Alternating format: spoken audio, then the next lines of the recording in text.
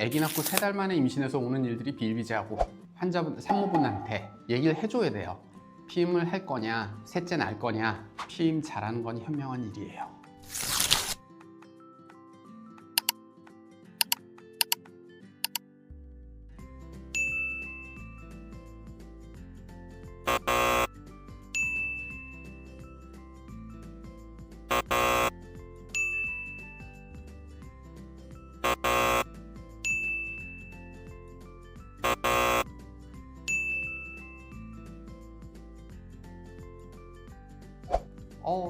둘 다 가능해요. 그러니까 예를 들어서 이제 피임을 위해서도 할 수 있지만 그것이 이제 자궁 안에서 자궁 내막을 위축시키기 때문에 선근증이 좀 심한 분들은 그거에 의해서 생리량도 줄고 생리통도 줄여주는 효과가 있어요. 그래서 이제 선근증의 진행을 좀 막을 수 있다라는 장점도 있고, 자궁 내막 증식증 중에서 이제 단순한 거, 심각하지 않은 것들은 미레나를 넣어서 좀 보호해 줄 수 있어요, 자궁을. 그러니까 그런 치료 용도로 쓸 수 있는 거예요. 반드시 피임만을 위해서 쓰진 않고.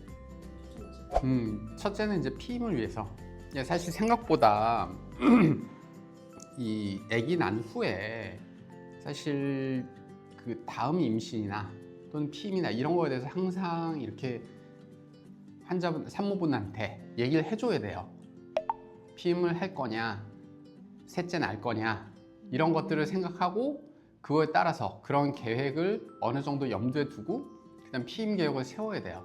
그러면 중간에 아기를 낳고 미레나를 끼인 다음에 1년 있다가 다시 빼고 임신을 본인이 원할 때 언제든 빼면 바로 임신 시도할 수 있으니까 반드시 5년을 계속 해야 될 이유도 없고, 사람 마음은 변하는 거니까. 근데 미혼인 여성이고 아기를 안 낳았어도 사실 넣어도 상관은 없는 아무 상관없지요. 그건 아무 상관없어요. 오히려 생리통 심하고 생리량 많은 사람들은 또는 성근증기가 있다거나 이러면 뭐 얼마든지 선택을 할 수 있고, 또는 뭐 최소 2, 3년 이상 충분한 기간의 피임을 뭐 안정적으로 하고 싶다. 그럼 뭐 얼마든지 선택할 수 있죠.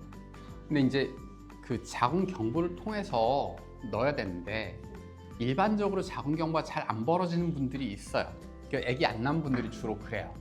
그래서 거기다가 이제 또 조금 이게 이제 자궁 경부를 통해서 이렇게 집어넣다 보면 사람마다 이 들어가는 경로에 좀 차이가 있고, 거기에 또 의사 나름의 술기 차이가 있어요.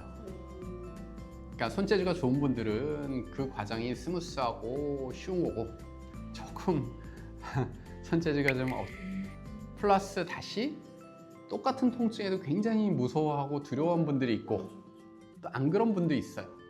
그러면 너무 무서우면 수면 마취하면 되잖아요. 근데 이제 예외적으로 자연분만 했던 분이 한 2-3달 안에 넣는다. 자궁 경부가 굉장히 잘 열리고 통증도 별로 없어요. 그런 경우는 마취를 굳이 할 이유가 없어요. 혹시 통증은 어느 정도예요? 근데 이제 이게 첫 번째는 자연분만 했었다. 굉장히 안 아프게 들어가지만 한 5년 지나면 이게 이제 아기 난 후에 그렇대요. 임신 중에 자궁이 커지면서 거기 신경들이 이렇게 있던 것들이 끊어진대요. 그래서 아기 난 직후에는 그 신경들이 별로 끊어져서 기능을 못하니까 통증이 별로 없어요. 그래서 아기 낳고 2-3년은 배가 안 아파요. 생리통이 없어져요. 그대로 출산하면 네. 생리가 없다고 하는 말이 네, 그 말이에요. 근데 다시 한 2-3년이 지나면 다시 살아나요, 그게.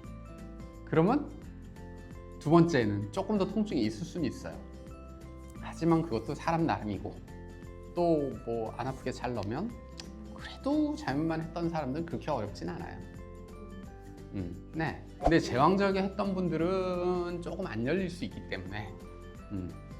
그럼 만약에 자연분만 하신 분들은 그럼 이 미래나는 출산 후 언제부터 시술이 가능해요? 한 달 넘으면 다 가능해요. 한 달.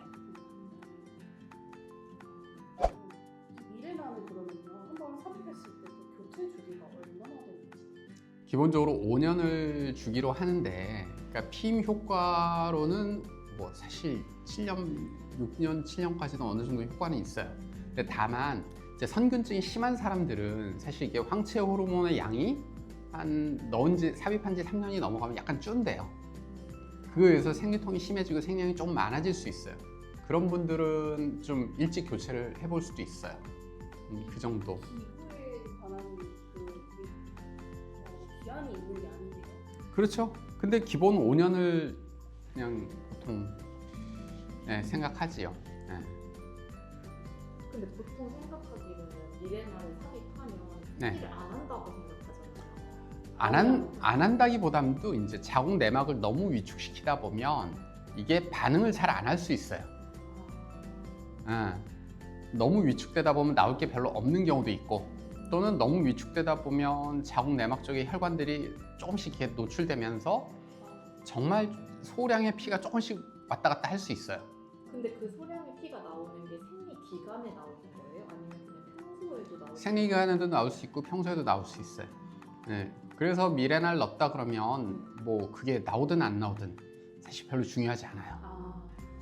그게 나와야만 뭐가 제대로 된 게 아니고 나와도 안 나와도 상관이 없어요. 그 3명에 1명꼴로는 1년쯤 지나면 생리 안 나올 수 있어요. 그러면은 한마디로 미레나 시술 이후에 생리량의 변화는 사람마다 차이는 있겠지만 웬만하면 안 나온다. 많이 준다. 많이 준다. 그래서 생리통도 주는 거예요. 사실 근데 피임약도 그런 효과는 어느 정도 있어요. 똑같이 황체 호르몬이 더 강하기 때문에 생리량을 줄여주고 생리통을 줄여주고 또 생리 때 안 나오는 경우도 종종 있어요. 그것도 오래 먹으면. 근데 경구 피임약을 먹는 거랑 이 미레나를 만약에 삽입하는 거랑 어떤 걸 더 추천하시는 거예요? 결혼 안 하신 분이라, 그러니까 장단점이 있다고 생각하면 돼요. 경구 피임약은 일단 매일매일 먹어야 된다는 부담감이 있어요. 다만 이제 미레나 같은 경우는 생리통을 줄여줄 수는 있지만 생리전 증후군 같은 것들을 없앨 수는 없어요. 그렇기 때문에 아무래도 이제 피임약은 그런 거에 도움이 되거든요. 역시 자궁 내막을 보호해주고 선근증의 악화를 막아주는 장점도 있고, 하지만 반면에 이제 매일매일 먹는 불편함이나 그런 것들에 의해서 이제 좀 실패율이 조금 현실적으로 올라갈 수밖에 없잖아요. 근데 미레나는 넣어놓으면 일단 1년에 1000명당 1명 미만의 피임 실패니까 그런 면들을 생각해서 미레나는 좀 많이 하는 시술이긴 한가요? 그럼요. 가장 많이 하죠. 그러니까 결국은 이제 그것이 원할 때 넣을 수 있고 원할 때 뺄 수 있다는 장점도 있으니까. 또는 뭐 결혼 안 했다 해서 못할 이유도 없고, 딱 하나 이제 아무래도 적응 기간이라는 게 있어요. 이게 아무래도 이제 자궁 내막을 위축시키면서 이게 피임이 되다 보니 한 3달 정도는 피가 소량으로 왔다 갔다 해요. 그리고 그 피 나는 양은 그 사람이 이제 임신 전에 생리통이 심했고 생리량이 많았다. 그럼 그때도 좀 많아요. 근데 별로 안 심했다. 이 사람은 별로 심하지 않아요 또. 근데 어느 경우는 그게 뭐 부정출혈이라거나 나빠서 나오는 게 아니에요. 제가 사실 아기 낳고 산후진료 때 정말 반드시 얘기하는 게, 또는 우리 원장님들한테 부탁드린 게 꼭 피임 얘기를 그때 하라고. 아기 나오고 한 달 뒤에 왔을 때 꼭 해드리라고. 왜냐면은 원하지 않는 임신은 그렇잖아요. 힘들잖아요. 근데 안타깝게도 그렇게 우리가 말을 해도 진짜 말 듣는 사람은 4명, 5명에 1명이 안 돼요. 정말 신기해요. 왜 그런지 모르겠어요. 그 정도로 많아요. 네. 피임 잘하는 건 현명한 일이에요. 남들 말 믿지 마세요. 네.